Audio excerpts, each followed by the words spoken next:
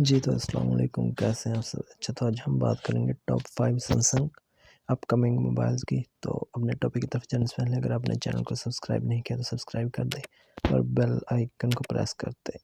तो चलते हैं अपने आज के टॉपिक की तरफ।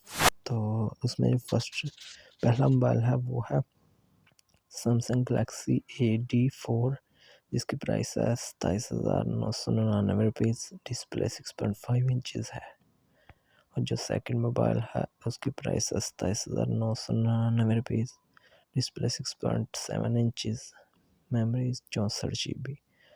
थर्ड मोबाइल है 28,999 रुपीज़ का A04E।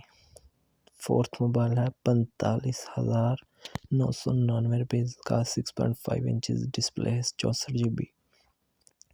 और नेक्स्ट मोबाइल है गलेक्सी A14। नेक्स्ट है हमारे सैमसंग गलेक्सी